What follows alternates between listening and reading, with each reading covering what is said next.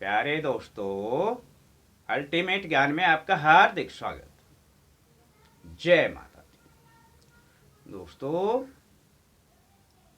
क्या है अल्टीमेट ज्ञान? अल्टीमेट ज्ञान का हमारा तो मुख्य उद्देश्य होता है इसके विषय में बताना कि आध्यात्मिक शक्तियों को कैसे जागृत किया जाए, यह शरीर सदा कैसे निरोग रहे और हमारे अंदर व्यावहारिक ज्ञान अधिक से अधिक कैसे पैदा हो सके। दोस्तों, बस इसी विषय पर हम लेकर के आते हैं आपके लिए छोटी छोटी टिप्स। अब ये होती बहुत छोटी छोटी हैं, आपको बहुत ही साधारण दिखाई देंगी, लेकिन इनका महत्व इतना बड़ा है कि यह आपकी जिंदगी को बचा सकता है। इसी प्रकार की हम आपके लिए एक बहुत ही साधारण टिप्स लेकर के आए हैं कि आपको अब जीवन में ना कभी कैंसर होगा और ना ही कभी हार्ट अटैक। दोस्तों, अब आप सोचेंगे कि ऐसा कैसे हो सकता है? दोस्तों, होगा और अवश्य होगा। बस आप इस टिप्स की ओर ध्यान दीजिए और अति साधारण क्रिया है, उसे अपनाइए।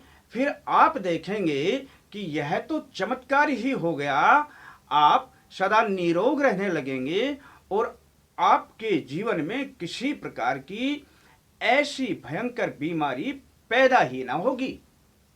दोस्तों, हमने आपको कुंडली जागरण के बारे में बार बार बताया। अब आपको वो बातें ध्यान हैं या नहीं हैं, पर हम आपको थोड़ी सी याद दिला दें। मणिपुर चक्र से हमने प्रारंभ किया था कुंडलिनी जागरण। वहां से शरीर को हम घुमाते हैं और हम अपने पाचन तंत्र को इतना मजबूत करते हैं कि मणिपुर चक्र जागृत होने के साथ साथ पाचन तंत्र भी जागृत होता है और उसी से मिलती हैं सभी शक्तियां। लेकिन दोस्तों, इसके बाद एक चक्र आता है, अनाहत चक्र, जो हृदय के ठीक पास में होता है। दोस्तों, अनाहत का नाम जैसा कि आप पढ़ रहे हैं, देख रहे हैं, अनआहत, यानी जिसमें कोई आहत ना हो। आहत का अर्थ है कि किसी भी प्रकार के कोई कष्ट को वो झेलने वाला ना हो। किसी प्रकार का कोई कष्ट नहीं है इसमें।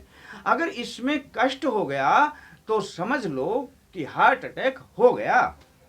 अब दोस्तों, आप कहेंगे कि इस आहत को रोकें कैसे? दोस्तों, बस यही विधि हम आपको बताने जा रहे हैं कि इस आहत को आने से कैसे रोकेंगे आप। फिर आपको जीवन में कभी हार्ट अटैक नहीं होगा। दोस्तों, अपने हार्ट में जो ब्लड जाता है, खून जाता है, उसका कहीं भी अपनी मांसपेशियों में विरोध पैदा हो जाता है। दोस्तों, वह खून या तो शुद्ध मात्रा में नहीं पहुंचेगा या पूर्ण मात्रा में नहीं पहुंचेगा और उसी से आएगा हार्ट अटैक। अब दोस्तों, हम बताते हैं इस खून को साफ करने की प्रक्रिया और इसको पूर्ण रूप से पहुंचाने का जिम्मा है किसका? दोस्तों, यह जो हम श्वास लेते हैं, इस श्वास पर ही निर्भर करता है सब कुछ। दोस्तों, इस श्वास को हम प्राण भी बोलते हैं, इसीलिए श्वास का नाम प्राण कहा गया है। प्राण का आना और प्राण का जाना, इसे प्राणायाम कहते हैं। दोस्तों, प्राणायाम की ही कुछ विधियां होती हैं। प्राणायाम की अब एक विधि जो हम आपको बता रहे हैं, उससे जीवन में कभी आपको हार्ट अटैक नहीं होगा और ना ही कभी कोई भयंकर बीमारी लगेगी। तब दोस्तों, क्या करेंगे आप? बस दोस्तों, आप शांत चित्त होकर आराम से बैठ जाइए और अपने शरीर को आराम से बैठने के पश्चात आपने लंबा श्वास अपने फेफड़ों में भर लेना है, जैसा कि मैं करके दिखाता हूं।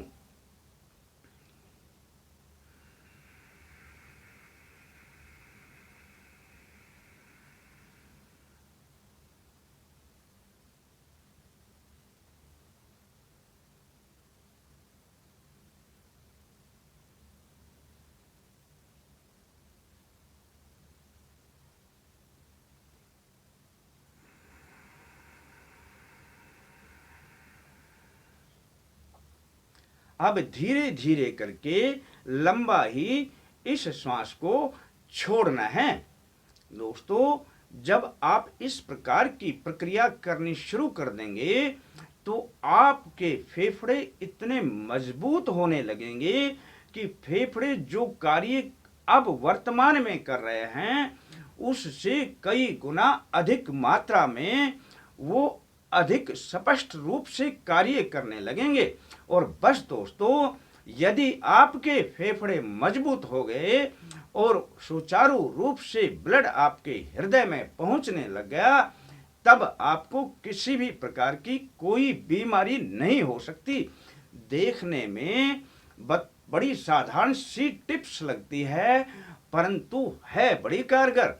पर दोस्तों, अब पूछेंगे आप कि हम कितनी बार करें और कितने दिनों तक करें। दोस्तों, यदि आपने इन बीमारियों से बचना है, इनका मुकाबला करना है, तो आप इसे सदा करते रहिए। जब तक श्वास है तब तक इसे करते रहें। आप जब भी आराम से बैठे हैं, कोई कार्य नहीं है, तब आप बैठ जाइए, अपने मन को कहीं मत जाने दीजिए और मन को ले आइए अपनी सांसों पर और इन सांसों से भर लीजिए अपने फेफड़ों में पूरा सांस और फिर धीरे धीरे करके ही इसको छोड़ दीजिए। फिर भर लीजिए, फिर छोड़ दीजिए, फिर भर लीजिए, फिर छोड़ दीजिए। और दोस्तों, ऐसा करते रहिए, जब भी समय मिले तब इसे कर लीजिए और देखें कि आपके पास किसी भी प्रकार की कोई भयंकर बीमारी आ नहीं सकती। दोस्तों, देखने में बड़ी साधारण है, लेकिन जब आप करोगे तो इसके गुणों को स्वयं महसूस करोगे। तो कैसा लगता है दोस्तों आपको अपना यह प्रोग्राम? यदि आपको पसंद आता है तो इसे सब्सक्राइब करना ना भूलें। तो फिर मिलेंगे दोस्तों अगले अंक के साथ। तब तक के लिए धन्यवाद।